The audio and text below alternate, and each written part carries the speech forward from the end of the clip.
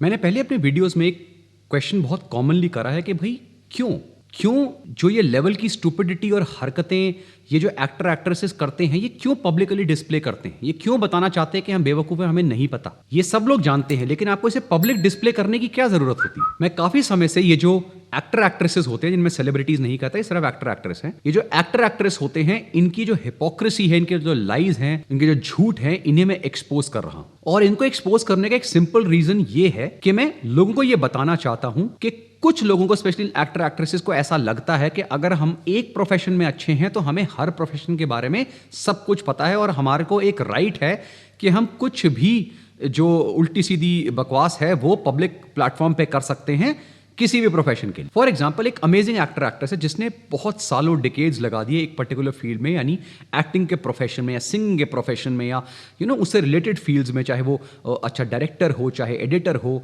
ठीक है, कोरियोग्राफर हो, कोई भी हो। आई am talking about the entertainment field. इससे रिलेटेड फील्ड में उन्होंने बहुत साल लगाया और वो बहुत टॉप लेवल पर पहुंचे, जिसके लिए उनको 100% रिस्पेक्ट है, क्योंकि ये उनकी अपनी फील्ड है, वो उनकी एक्सपर्टीज है। लेकिन उनको ये क्यों लगने लग जाता है कुछ टाइम के बाद कि बिकॉज वो अपनी फील्ड में अच्छे हैं तो उनको हर फील्ड के बारे में पता है और वो कुछ भी उल्टा सीधा बोल सकते हैं। इसलिए आप देखेंगे कि सडनली ये जो एक्टर एक्ट्रेस होते हैं, जहां मौका मिलता है, ये अपनी अमेजिंग सेल्फ मेड विजडम जो है वो स्प्रेड करते रहते हैं। ये अपने आप ही साइंटिस्ट बन जाते हैं, अपने आप ही पॉलिटिशियन बन जाते हैं, अपने आप ही फिटनेस एक्सपर्ट्स बन जाते हैं, अपने आप न्यूट्रिशन एक्सपर्ट्स बन जाते हैं, डॉक्टर्स बन जाते हैं। और चाहे वो फनी हो या वो डिसरिस्पेक्टिंग आप उसे कहें, किसी भी फॉर्म में ये जो अपनी टिप्पणी है उसको देने से नहीं चूकते हैं। और इन्हें चाहे पता हो या ना पता हो, जैसे मैंने लास्ट वीडियो में जब मैंने बनाई थी, जो अक्षय कुमार के ऊपर मैंने वीडियो बनाई थी और जो जो प्रोटीन की प्रॉब्लम्स को मैंने एक्सपोज किया था, तो उसमें मैंने यही बताया था कि एक लाइन ना ऐसे लोगों के ऊपर, ये सिर्फ एक्टर एक्ट्रेसेस की बात नहीं कर रहा हूँ, कोई भी इंसान जो ऐसी चीज़ें कर रहा होता है उसके ऊपर एक चीज़ बड़ी अमेजिंग लागू होती है, उसे हम कहते हैं शूट शिट विद कॉन्फिडेंस।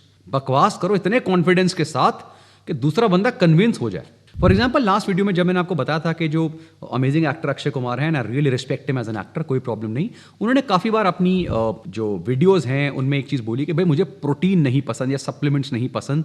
ठीक है, ये उनकी पर्सनल चॉइस थी, जैसे मैंने बताया उनकी पर्सनल चॉइस थी, उन्हें नॉलेज नहीं है, इन्फॉर्मेशन नहीं है, लेकिन वो हर जगह पर अपनी पर्सनल ओपिनियन देते रहते हैं। फाइन, उनकी मर्जी, उनकी अपनी ओपिनियन, इसमें कोई प्रॉब्लम नहीं है। प्रॉब्लम तब आया जब उन्होंने ऐसी स्टेटमेंट देने के बाद जो सबसे थर्ड ग्रेड प्रोडक्ट्स था उसको पैसे लेकर प्रमोट करना शुरू कर दिया। लेकिन अभी कुछ दिन पहले काफ़ी सारे मेरे जो फॉलोअर्स थे और व्यूअर्स थे, उन्होंने इस वीडियो के बाद मुझे एक और चीज़ सेंड करी, वो इससे भी ज़्यादा फनी निकली एक्चुअली। एक बहुत ही अमेजिंग परफॉर्मर है and he is a brilliant performer, actor, very talented guy, Ayushmann Khurrana. Everybody knows him, ठीक है, सब जानते हैं। सडनली एक इंटरव्यू के दौरान, ठीक है, कोई इंसान उनका इंटरव्यू ले रहा था, जो इंसान ने, मेरे को गुस्सा आ रहा था कि जब वो ये चीज़ बोल रहे थे तो सामने बैठा हुआ था ना, वो पता नहीं गूंगा बहरा क्यों हो गया, तो कहने को वो भी अपने को फिटनेस एक्सपर्ट बता रहा है। एनीवेज, मैं उनकी बात नहीं कर रहा, I am talking about Ayushmann Khurrana. तो सडनली ओवरनाइट उस इंटरव्यू से पहले आयुष्मान खुराना को रात को एक सपना आया जिसमें उनको एक इंटरगैलेक्टिक यूनिवर्सिटी की तरफ से न्यूट्रिशनल साइंस में पीएचडी दी गई। ये शायद इंटरगैलेक्टिक यूनिवर्सिटी कहीं जुपिटर वगैरह पे है, वहीं से उनको ये PhD milli.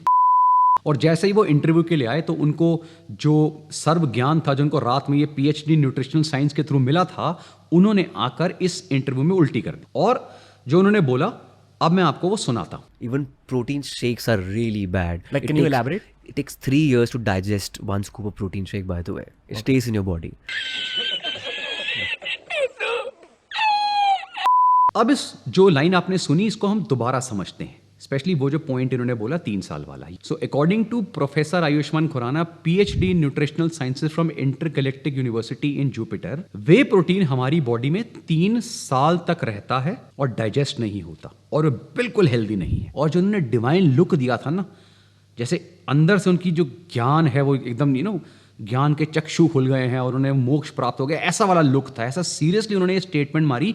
Classic example, shoot shit with confidence. कुछ नहीं पता क्या बोल रहे हैं, द मोस्ट इलॉजिकल थिंग जो आप कभी जिंदगी में सुन सकते हैं, लेकिन कॉन्फिडेंस देखा था आपने शक्ल पे, इस कॉन्फिडेंस की प्रॉब्लम है। अब मैं आपके सामने साइंस के बेस पे, एविडेंस रिसर्च के बेस पे, जिसके ऊपर मैंने पूरा आर्टिकल लिखा है, जिसका लिंक, आर्टिकल का लिंक नीचे डिस्क्रिप्शन में दिया है।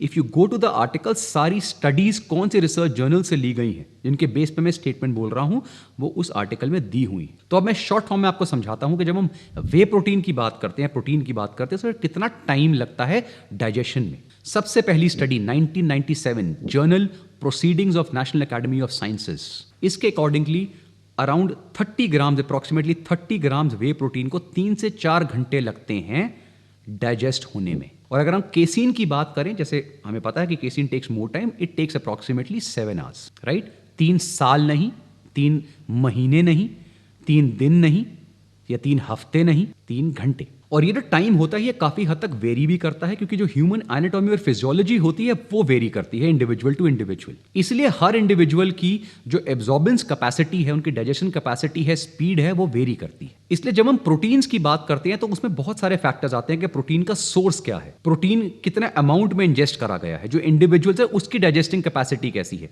उसके गट बैक्टीरिया कैसे हैं, उसकी ओवरऑल फिजिकल एक्टिविटी कैसी है, उसका ट्रेनिंग स्टेटस क्या है, उसकी एज क्या है, और वो कितना लीन मसल मास कैरी कर रहा है। और ऐसे बहुत सारे फैक्टर्स हैं जो इन्फ्लुएंस करते हैं। जो वे प्रोटीन होता है वो एक fast acting, in fact very fast acting protein होता है, और अप्रॉक्सीमेटली जो एवरेज आती है that is around 10 grams per hour, यानी 1 घंटे में अराउंड 10 ग्राम के करीब वो एब्जॉर्ब हो जाता है, जिसके बेस पर आया है कि 3 घंटे में 30 ग्राम अप्रॉक्सीमेटली एब्जॉर्ब होता है। 2012 में ब्रिटिश जर्नल ऑफ न्यूट्रिशन में ये बताया गया कि जो वे प्रोटीन होता है, जब आप उसे लेट्स से आप पोस्ट वर्कआउट ले रहे हैं, एग्जांपल, ठीक है, बाकी टाइम पे भी होता है, लेकिन जब आप पोस्ट वर्कआउट ले रहे हैं तो जिसका अमीनो एसिड्स होते हैं, आई am talking about the BCA, the leucine, valine and isoleucine, ये आपके ब्लड में अप्रॉक्सीमेटली वे लेने की 60 मिनट्स के बाद पीक करते हैं। तो ये तो हुआ वे प्रोटीन की बात। अब मैंने इस आर्टिकल में एक चार्ट दिया, एक टेबल दिया है जिसमें मैंने डाइजेशन स्पीड दी है जो बाकी प्रोटीन सोर्सेज होते हैं, जिसको मैं पढ़ देता हूं, आप आर्टिकल में भी रेफर कर सकते हैं।